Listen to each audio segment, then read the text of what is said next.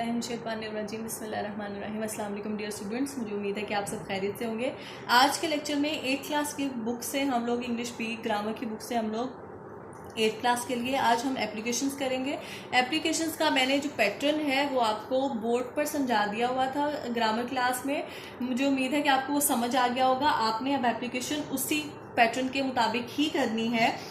सबसे पहले आप अब पेज नंबर खोलिए बुक का 334। यहाँ पर मेरे पास है थर्ड एप्लीकेशन है मेरे पास, write an application to the principal to your school for change your section. अब हमने क्या करना है, एक एप्लीकेशन लिखनी है अपने प्रिंसिपल के नाम, ताकि उनसे हमने अपना सेक्शन जो है वो चेंज करवाना है। अब सबसे पहले मैंने जैसे आपको पैटर्न बताया था कि क्या लिखना है, सबसे पहले द प्रिंसिपल लिखना है, फिर स्कूल का नाम लिखना है, उसके बाद पूरा पैटर्न जो आपको बोर्ड पर समझाया था उसके मुताबिक आप लोग ये लिखोगे।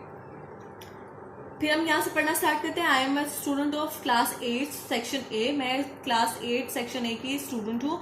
ऑफ योर स्कूल, आपके स्कूल की। I shall feel oblige if you kindly allow me to change my section from A to B. और वो कहते हैं कि अगर प्लीज, अगर अब मैं बहुत ज्यादा मेहरबानी मशहूर होंगी आपकी कि अगर आप मेरा जो सेक्शन है वो ए से बी में कन्वर्ट कर दे। This change will help me in many ways. ये जो चेंज है मुझे बहुत तरीकों से हेल्प करेगा। I have many friends in section B. वो कहते हैं कि मेरे बहुत से फ्रेंड्स जो है ना वो सेक्शन बी में है।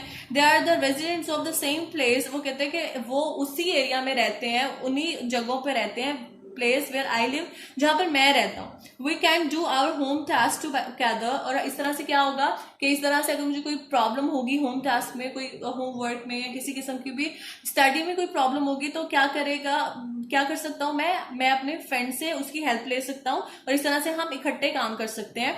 We can provide the class work in case of absence. और सबसे बड़ी मेन जो चीज है वो क्या कर सकते हैं, अगर हम मतलब कि अगर हम में से कोई एब्सेंट होगा या फिर कोई गैर हाजिर होगा तो हम क्या कर सकते हैं, जो स्कूल का काम दिया गया है उसको हम एक दूसरे को पहुंचा सकते हैं और बता सकते हैं कि क्या काम किया गया आज, जिससे बहुत ज्यादा तालीम में हमारी मदद होगी।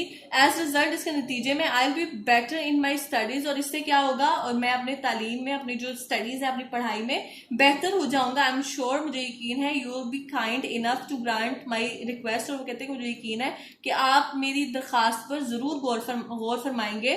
और फिर इसके बाद आपको पता है इसका फूटर कैसे लिखना है, आपने उसको उसी तरह से तरतीब देना है। फिर इसके बाद नेक्स्ट इसी पेज नंबर 335 पे हमारे पास जो एप्लीकेशन है नेक्स्ट, वो फोर्थ एप्लीकेशन है हमारे पास, write an application to town नाजिम for cleanliness of your area. अब अपने इलाके के जो टाउन नाजिम है उसको लिखनी है दरखास्त और उसको कहना है कि मतलब कि वो क्लीनलीनेस की, यानी कि वो जो एरिया है उसकी सफाई के बारे में उसको बताना है। यहाँ पर सेम पैटर्न होगा, सिर्फ प्रिंसिपल की जगह पर हम लोग यहाँ पर क्या लिखेंगे, द टाउन नाजिम, और स्कूल की जगह हम लोग क्या लिखेंगे, तहसील। और यहाँ पर हम, क्योंकि हम लाहौर में रहते हैं तो हम यहाँ पर शेखपुरा नहीं लिखेंगे बल्कि लाहौर लिखेंगे। और फिर इसके बाद ये जो ABC है इसको हम नहीं लिखेंगे और उसके बाद जैसे पूरा पैटर्न होगा हम वैसे ही लिखेंगे।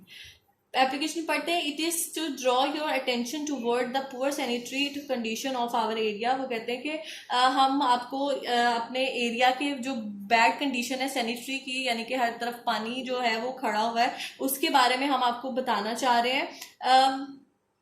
जिना चौक और एरिया का वो नाम, आप कुछ भी जिस एरिया में रहते हो उस एरिया का नाम लिख सकते हैं यहाँ पर। सिचुएटेड नियर TB हॉस्पिटल, जो कि ये हॉस्पिटल का नाम दिया गया, उसके करीब वाक़या है। द हीप्स ऑफ गार्बेज के, यानी कि यहाँ पर हीप्स लगे हुए, हीप्स का मतलब ढेर लगे हुए यहाँ पर, आर सीन ऑल अराउंड, जो कि हर जगह देखे जा सकते हैं। Dirty water is standing in almost every street. और यहाँ पे क्या है, हर तरफ गंदा पानी जो है गलियों में वो खड़ा हुआ है। This water has become the nursery of mosquitoes and flies. और इसकी वजह से क्या हो गया कि हर तरफ ये जो मतलब कि जो गंदा पानी है वो एक जगह बन गया है, या फिर एक फेवरेट जगह बन गया है, एक नर्सरी बन गया, यानी कि मच्छरों और मक्खियों की, यानी कि वहां पर मच्छरों और मक्खियों की बहुतायत हो गई है।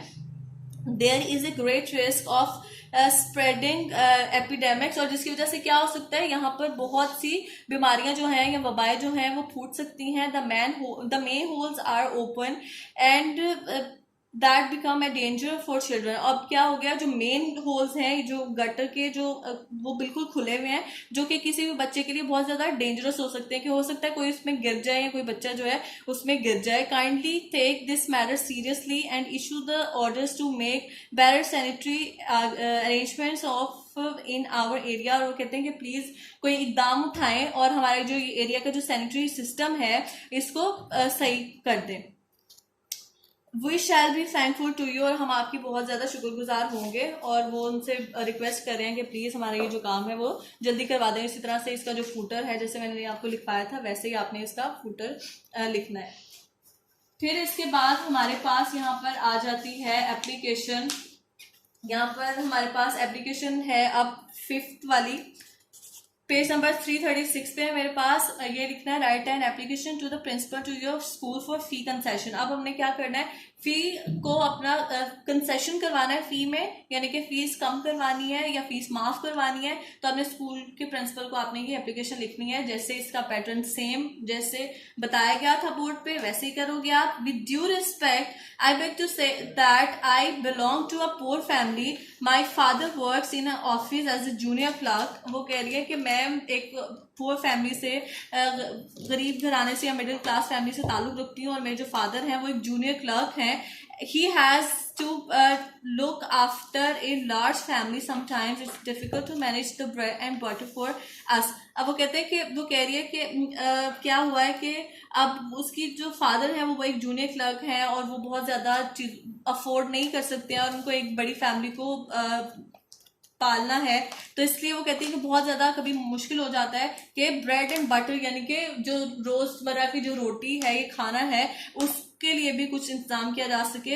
ही कैन नॉट पे माई फी, और वो मेरी जो फीस है वो बिल्कुल भी अदा नहीं कर सकते। I am an intelligent student. और वो कहते हैं कि मैं एक इंटेलिजेंट स्टूडेंट हूँ, मतलब कि ब्राइट स्टूडेंट हूँ, लाइक स्टूडेंट हूँ मैं। I want to continue my studies, I humbly request you kind grant me full fee concession. और वो कहती है कि मैं अपनी तालीम को जारी रखना चाहती हूँ, तो इसलिए मेहरबानी फरमा के ये आपसे एक आज जाना रिक्वेस्ट है, दरखास्त है कि प्लीज़ आप मेरी फ़ी जो है वो उसमें कंसेशन कर दें, उसको माफ़ कर दें। I be greatly thankful to you for this kind favour. और मैं आपके इस काइंड फेवर के लिए बहुत ज़्यादा शुक्रगुजार होंगी या मशकूर होंगी। और अब जब हम लोगों ने एसेस किए थे, ऐसे के लिए एक बात हमेशा याद रखिएगा, क्योंकि आपको पता है कि आप बड़ी क्लास में आ गए हो, आपका स्टैंडर्ड ग्रेड हाई हो गया है। तो आपने जैसे कि 6 और 7 क्लास में एसेस में कोटेशंस ऐड किया करते थे, अब भी आपने वैसे ही करनी है। और क्या करना है कि आप इंटरनेट से या कहीं से भी उसको सर्च आउट करके ऐसे में उसको जरूर इंक्लूड कीजिएगा, ताकि एक तो उसकी लेंथ में थोड़ा सा इजाफा हो जाएगा और दूसरा वो लिखने में अच्छा लगता है, इससे आपकी इंफॉर्मेशन मजीद बढ़ती है। तो मुझे उम्मीद है कि आप आज का लेक्चर आपको अच्छे से समझ आ गया होगा। नेक्स्ट लेक्चर के साथ दोबारा मिलेंगे। अल्लाह हाफिज़।